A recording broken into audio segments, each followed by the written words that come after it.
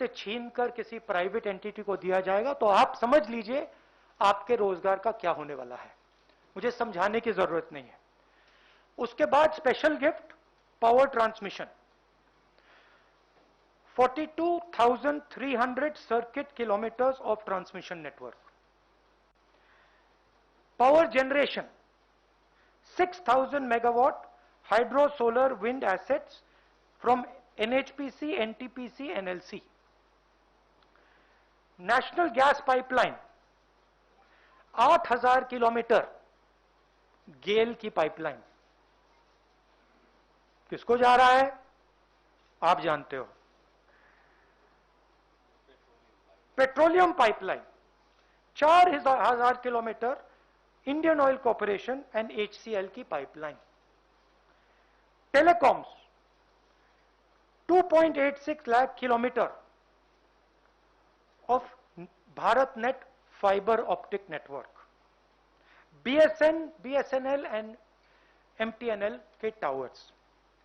Where housing, किसान भाई आप इसको अच्छी तरह सुनिए, वेयर हाउसिंग 29,000 करोड़ रुपीस की warehousing. 210 lakh metric tonne food storage. भाइयों और बहनों, आपको मालूम होगा कि ये 2010 लाख मेट्रिक टन स्टोरेज किसको जारी है, कहने की जरूरत नहीं है। Mining 160 coal mines, 761 mineral blocks. Airports 21,000 lakh crore, 21,000 crore sorry, 25 airports किसको जा रहा है आपको मालूम। पोर्ट्स 13,000 करोड़, 31 प्रोजेक्ट्स, 9 पोर्ट्स किसको जा रहा है आपको मालूम। Stadium 11,000 crore, 2 national stadium. अब देखिए ये जो एसेट्स हैं इनको बनाने में 70 साल लगे हैं और इनको बनाने में हिंदुस्तान की जनता ने लाखों करोड़ रुपए अपना पैसा डाला है। ये पूरा का पूरा 3-4 लोगों के हवाले किया जा रहा है। आपसे कहा जा रहा है भाइयों और बहनों, क्या नाम दिया इसका, क्या कहते हैं इसका, नहीं वो एक लाइन थी, नेशनल मोनेटाइजेशन पाइपलाइन। ये आपका भविष्य है। ये जो आपका भविष्य है इसको बेचा जा रहा है, इन 3-4 उद्योगपतियों को गिफ्ट दी जा रही है। रियलिटी है।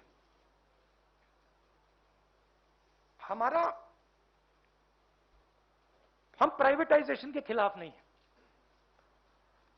हमारा प्राइवेटाइजेशन का लॉजिक था। लॉजिक मैं आपको बता देता हूं।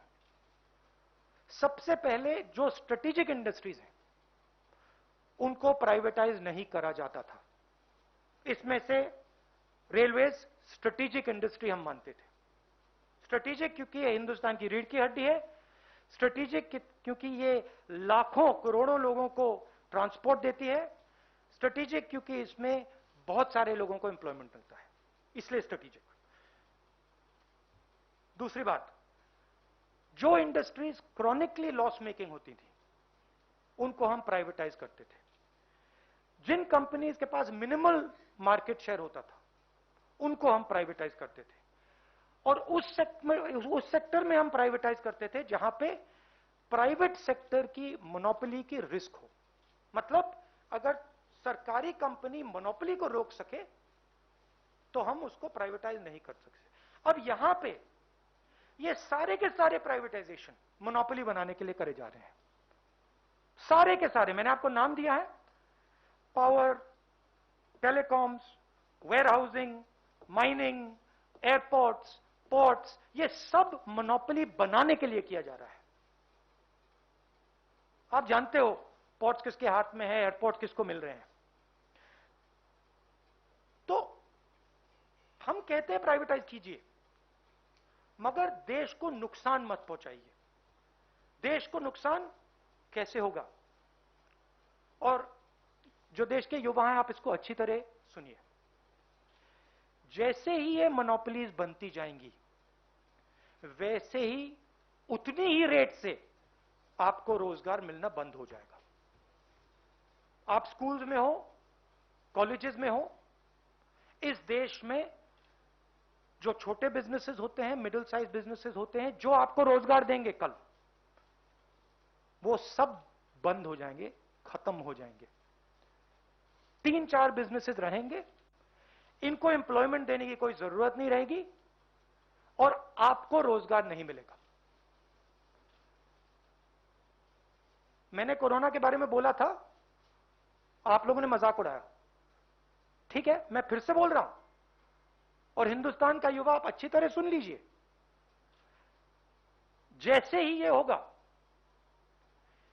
वैसे आपको रोजगार मिलने का चांस खत्म हो जाएगा।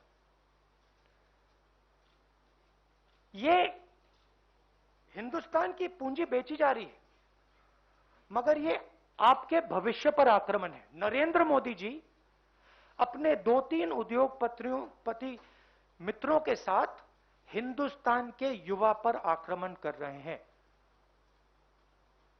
इसको आप अच्छी तरह समझिए। अब मैं अंग्रेजी में बोलता हूं। The Prime Minister and the BJP said that the Congress party has done nothing in 70 years.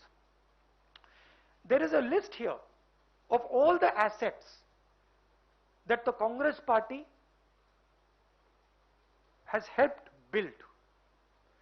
These assets have been built using public money, thousands and thousands of crores of rupees over the last 70 years.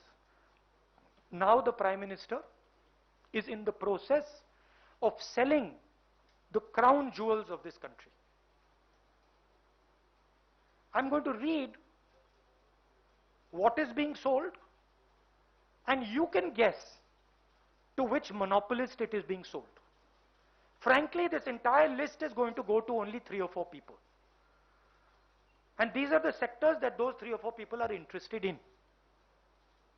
So, roads, 1.6 lakh crores, 26,700 kilometers of national highways. Railways, 1.5 lakh crores, 400 stations, 150 trains, railway tracks and woodsheds. Power transmission, 42,300 circuit kilometers of transmission network. Power generation, 40,000 crores, 6,000 megawatts of hydro, solar, wind assets. तो सोमवारे नाણામંત્રી Nirmala सीतारमणे national monetization pipeline कार्यक्रमની શરૂઆત કરાવી અને તેના જ પર કોંગ્રેસ નેતા રાહુલ ગાંધીએ સીધા પ્રહાર